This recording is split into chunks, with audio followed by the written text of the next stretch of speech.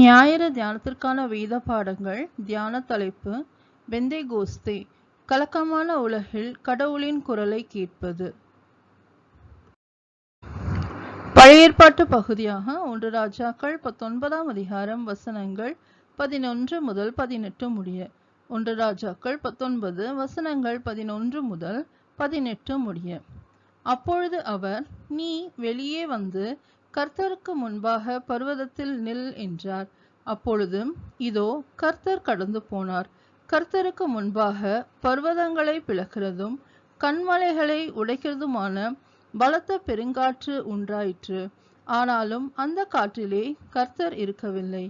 காற்றிற்கு பின் பூமி அதிர்ச்சி உண்டாயிற்று. பூமி அதிர்ச்சியிலும் கர்த்தர் இருக்கவில்லை. பூமி அதிர்ச்சிக்கு பின் அக்கினி உண்டாயிற்று. அக்கினியிலும் கர்த்தர் இருக்கவில்லை. அக்கினிக்கு பின் அமர்ந்த மெல்லிய சத்தம் உண்டாயிற்று. அதை எலியா கேட்டபோது தன் சால்வையினாலே தன் முகத்தை மூடிக்கொண்டு வெளியே வந்து கெபியன் வாசலில் நின்றான். அப்பொழுது இதோ, எலியாவே, இங்கே உனக்கு என்ன காரியம் என்கிற சத்தம் அவனுக்கு உண்டாயிற்று. அதற்கு அவன், சேனைகளின் தேவனாகிய கர்த்தருக்காக வெகு பக்தி வைராக்கியமாய் இருந்தேன். இஸ்ரவேல் புத்திரர் உமது உடன்படிக்கையை தள்ளிவிட்டார்கள். உம்முடைய பலிபீடங்களை இடித்து உம்முடைய தீர்க்கதரிசிகளை பட்டயத்தினால் கொன்று போட்டார்கள். நான் ஒருவன் மாத்திரம் மீதியாயிருக்கிறேன். என் பிராணனையும் வாங்க தேடுகிறார்கள் என்றான். அப்பொழுது கர்த்தர் அவனை பார்த்து, நீ தமஸ்குவின் வழியாய் வனாந்திரத்திற்கு திரும்பி போய் ஆசகேசை சீரியாவின் மேல் ராஜாவாக அபிஷேகம் பண்ணி, பின்பு நிம்சையின் குமாரனாகிய யெகூவை இஸ்ரவேலின் மேல் ராஜாவாக அபிஷேகம் பண்ணி, ஆவேல் மெகல்லா ஊரானான சாப்பாத்தின் குமாரனாகிய எலிசாவை உன் ஸ்தானத்திலே தீர்க்கதரிசியாக அபிஷேகம் பண்ணு. சம்பவிப்பதாவது, ஆசகேலின் பட்டயத்திற்கு தப்பினவனை யெகூ கொன்று போடுவான். யெகூவின் பட்டயத்திற்கு தப்பினவனை எலிசா கொன்று போடுவான்.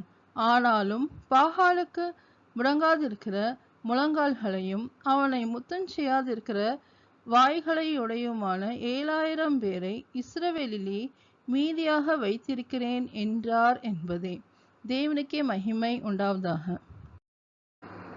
நிருப பாடமாக அப்போஸ்தலர் 2ஆம் அதிகாரம் வசனங்கள் 1 முதல் 13 முடிய. அப்போஸ்தலர் 2 வசனங்கள் 1 முதல் 13 முடிய. பெந்தேகோஸ்தே என்னும் நாள் வந்தபோது அவர்கள் எல்லாரும் ஒருமனப்பட்டு ஓரிடத்திலே வந்திருந்தார்கள். அப்பொழுது பலத்த காற்று அடிக்கிற முழக்கம் போல வானத்திலிருந்து சடுதியாய் ஒரு முழக்கம் உண்டாகி அவர்கள் உட்கார்ந்திருந்த வீடு முழுவதையும் நிரப்பிற்று. அல்லாமலும் அக்னிமயமான நாவுகள் போல பிரிந்திருக்கும் நாவுகள் அவர்களுக்கு காணப்பட்டு அவர்கள் ஒவ்வொருவர் மேலும் வந்து அமர்ந்தது.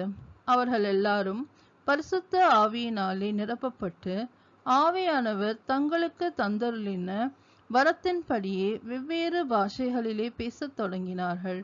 வானத்தின் கீழிருக்கிற சகல தேசத்தாரிலும் இருந்து வந்த தேவபக்தியுள்ள யூதர்கள் அப்பொழுது எருசலேமிலே வாசம் பண்ணினார்கள். அந்த சத்தம் உண்டான போது திரளான ஜனங்கள் கூடி வந்து தங்கள் தங்கள் பாஷையிலே அவர்கள் பேசுகிறதை அவரவர்கள் கேட்டபடினாலே கலக்கமடைந்தார்கள். எல்லாரும் பிரமித்து ஆச்சரியப்பட்டு ஒருவரை ஒருவர் பார்த்து, இதோ, பேசுகிற இவர்கள் எல்லாரும் கலிலேயர் அல்லவா? இப்படி இருக்க நம்மில் அவரவர்களுடைய ஜென்ம பாஷைகளிலே இவர்கள் பேச கேட்கிறோமே, இது எப்படி? பார்த்தரும் மேதரும் ஏலாமித்தரும் மெசபத்தோமியா யூதேயா கப்பதோக்கியா பொந்து ஆசியா பிரகியா பம்பிலியா எகிப்து என தேசத்தார்களும் சிரேனே பட்டணத்தை சுற்றியிருக்கிற லிபியாவின் திசைகளிலே குடியிருக்கிறவர்களும் இங்கே சஞ்சரிக்கிற ரோமாபுரியாரும் யூதரும் யூத மார்க்கத்தமைந்தவர்களும் கிரேத்தரும் அரேபியருமாகிய நாம் நம்முடைய பாஷைகளிலே இவர்கள் தேவனுடைய மகத்துவங்களை பேச கேட்கிறோமே என்றார்கள். எல்லாரும் பிரமித்து சந்தேகப்பட்டு இது என்னமாய் முடியுமோ என்று ஒருவரோடொருவர் சொல்லிக் கொண்டார்கள்.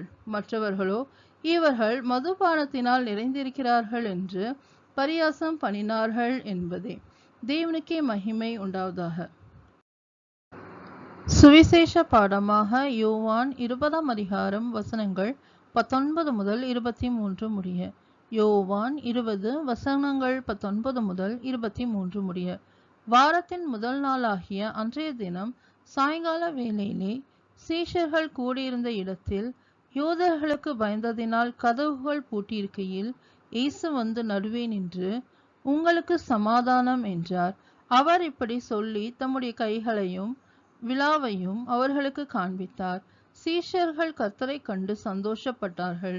இயேசு மறுபடியும் அவர்களை நோக்கி, உங்களுக்கு சமாதானம் உண்டாவதாக. பிதா என்னை அனுப்பினது போல நானும் உங்களை அனுப்புகிறேன் என்று சொல்லி அவர்கள் மேல் ஊதி பரிசுத்த ஆவியை பெற்றுக்கொள்ளுங்கள். எவர்களுடைய பாவங்களை மன்னிக்கிறீர்களோ அவைகள் அவர்களுக்கு மன்னிக்கப்படும். எவர்களுடைய பாவங்களை மன்னியாதிருக்கிறீர்களோ அவைகள் அவர்களுக்கு மன்னிக்கப்படாதிருக்கும் என்றார் என்பதே. தேவனுக்கே மகிமை உண்டாவதாக. ஞாயிறு தியானத்திற்கான சங்கீதமாக சங்கீதம் 29. சங்கீதம் 29. தேவபுத்திரரே, கர்த்தருக்கு மகிமையையும் வல்லமையையும் செலுத்துங்கள். கர்த்தருக்கே அதை செலுத்துங்கள். கர்த்தருடைய நாமத்திற்குரிய மகிமையை அவருக்கு செலுத்துங்கள். பரிசுத்த அலங்காரத்துடனே கர்த்தரை தொழுது கொள்ளுங்கள். கர்த்தருடைய சத்தம் தண்ணீர்களின் மேல் தொனிக்கிறது. மகிமையுள்ள தேவன் முழங்குகிறார். கர்த்தர் திரளான தண்ணீர்களின் மேல் இருக்கிறார். கர்த்தருடைய சத்தம் வல்லமையுள்ளது. கர்த்தருடைய சத்தம் மகத்துவம் உள்ளது. கர்த்தருடைய சத்தம் கேதுரு மரங்களை முறிக்கிறது. கர்த்தர் லிபனோனின் கேதுரு மரங்களை முறிக்கிறார். அவைகளை கன்றுக்குட்டிகளைப் போலவும் லிபனோனையும் சீரியோனையும் காண்டாமிருக குட்டிகளைப் போலவும் துள்ள பண்ணுகிறார். கர்த்தருடைய சத்தம் அக்கினி ஜுவாலைகளை பிளக்கும். கர்த்தருடைய சத்தம் வனாந்திரத்தை அதிர பண்ணும். கர்த்தர் காதேஸ் வனாந்திரத்தை அதிர பண்ணுகிறார். கர்த்தருடைய சத்தம் பெண் மான்களை ஈனும்படி செய்து காடுகளை வெளியாக்கும்.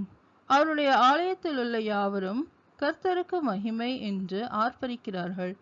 கர்த்தர் ஜலப்பிரளயத்தின் மேல் வீற்றிருக்கிறார். கர்த்தர் என்றென்றைக்கும் ராஜாவாக வீற்றிருக்கிறார். கர்த்தர் தமது ஜனத்திற்கு பலன் கொடுப்பார். கர்த்தர் தமது ஜனத்திற்கு சமாதானம் அருளி அவர்களை ஆசிர்வதிப்பார் என்பதே. தேவனுக்கே மகிமை உண்டாவதாக.